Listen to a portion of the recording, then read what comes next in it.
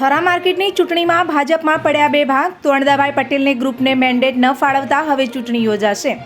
Thara market યાર્ડની સામાન્ય ચૂંટણી 30 જૂને યોજાશે, જેમાં 14 ડિરેક્ટરો માટે અને 28 ઉમેદવારો માટે મતદાન થશે.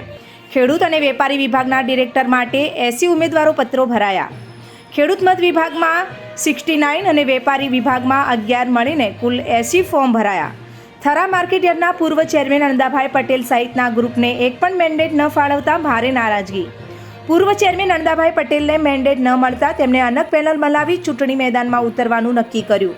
ત્યારે 30 જૂને યોજાશે ચૂંટણી અને 1 જુલાઈએ આવશે પરિણામ. લગભગ 9 મહિનાથી માર્કેટ યાર્ડને લઈને આખા સમગ્ર તાલુકાની અંદર વહીવટદારની નિમણૂક કરી, એના પછી ભાજપના જિલ્લાના પ્રમુખે એક કમિટીની પણ નિમણૂક કરવાનો પ્રયત્ન કર્યો અને થરા માર્કેટ યાર્ડની અંદર આવી કમિટી ચેરમેન તરીકે બેહે એની પણ વાત કરી. એના પછી વહીવટદાર રાખીને આખા કમિટી ઉપર તપાસ થાય એની છે વાત થઈ. ખૂબ મોટી પ્રક્રિયાઓ આખા તાલુકાની અંદર, રાજકારણની અંદર છેલ્લા 9 મહિનાથી ખંભરોળણ છે અને અનેક વિધિઓ, અનેક તાકાતો, અનેક પેલા પ્રમાણમાં શું છે, ઓછામાં ઓછી 10 થી 15 તો ચૂંટણીલક્ષી મેટરો થઈ હાઈકોર્ટમાં પણ મોટી મેટ્રો થાય એટલે આ કોઈ પણ પક્ષને લડવું પડે ને. અત્યારે તો તમે જોતા હશો તો વકીલોની ફી પણ ખૂબ ઊંચી થઈ. એક મેટર હોય તો 4 તો ભેગા વકીલ મૂકવા પડે.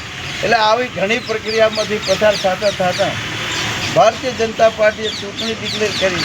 ચૂંટણી ડિક્લેર કર્યા પછી સરકારે ચૂંટણી ડિક્લેર કરી અને ડિક્લેર થયા પછી વિવાદોનો અંત આવ્યો નહીં. એમાંય પાછી વેપારી મતો રદ કરવા માટેની ચાલી, ખેડૂતોના 73 મંડળીઓ રદ કરવા માટેના વધા લીધા ને એની પણ પ્રક્રિયાઓ ચાલી. અને આ બધી પ્રક્રિયાની સાથે આજે મતદાનનો મત એટલે પાછા ખેંચવાની તારીખ હતી. ફોર્મ ભરણા આજે પાછા ખેંચવાના દિવસે મેન્ડેટ આવવાના હતા.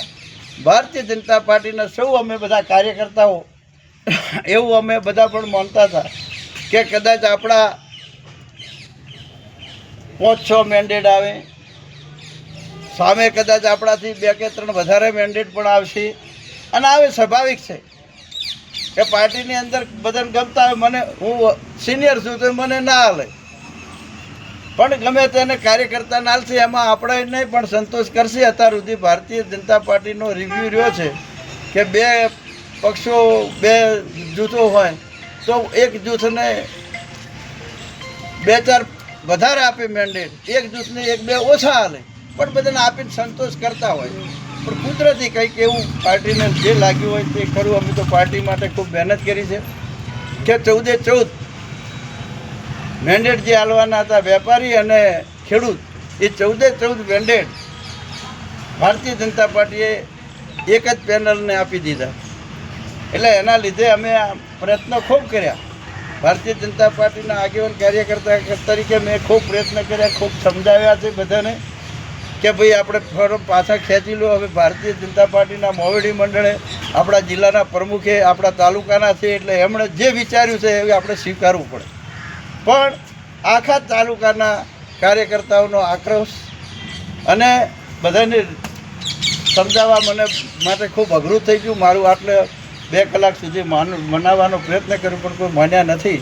અને અમારે પણ ના છૂટકે ચૂંટણી લડવી પડે એવી પોઝિશન આવી અને આ રીતે અમારે ચૂંટણી લડવી પડે એવી અત્યારે વાત છે. હજી પણ અમે મહિનાથી માર્કેટ યાર્ડને લઈને આખા સમગ્ર તાલુકાની અંદર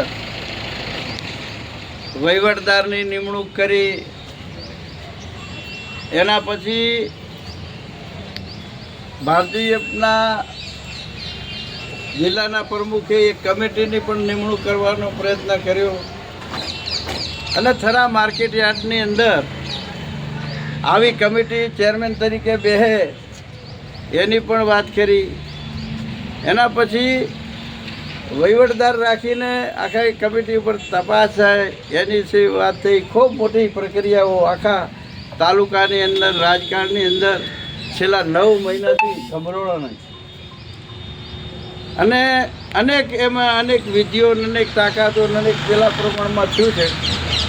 ઓછામાં ઓછી 10 થી 15 તો ચૂંટણીલક્ષી મેટરો થઈ હાઈકોર્ટમાં પણ મોટી મોટી મેટ્રો થાય એટલે આ કોઈ પણ પક્ષને લડવું પડે ને અત્યારે તો તમે જોતા હશો તો વકીલોની ફી પણ ખૂબ મોટી થઈ.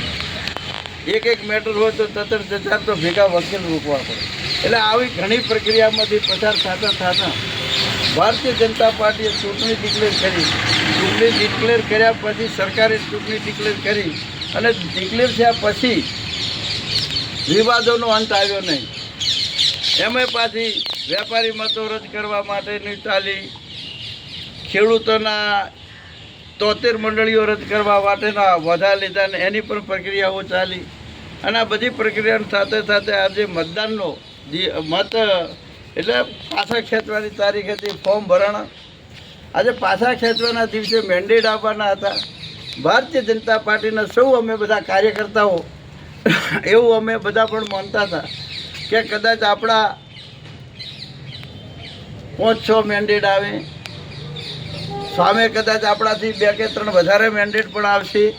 અને આવે સ્વાભાવિક છે કે પાર્ટીની અંદર બધાને ગમતા હોય. મને હું સિનિયર છું તો મને ના હાલે, પણ ગમે તેને કાર્યકર્તા ના હાલશે એમાં આપણે નહીં પણ સંતોષ કરશે. અત્યાર સુધી ભારતીય જનતા પાર્ટીનો રિવ્યૂ રહ્યો છે કે 2 પક્ષો 2 જૂથો હોય તો એક જૂથને 2-4 વધારે આપે મેન્ડેટ, એક જૂથને 1-2 ઓછા હાલે, પણ બધાને આપીને સંતોષ કરતા હોય. પણ કુદરતી કંઈક એવું પાર્ટીને જે લાગ્યું હોય તે કરવું. અમે તો પાર્ટી માટે ખૂબ મહેનત કરી છે કે 14 મેન્ડેટ જે હાલવાના હતા વેપારી અને ખેડૂત, એ 14 મેન્ડેટ ભારતીય જનતા પાર્ટીએ એક જ પેનલને આપી દીધા. એટલે એના લીધે અમે આ પ્રયત્નો ખૂબ કર્યા.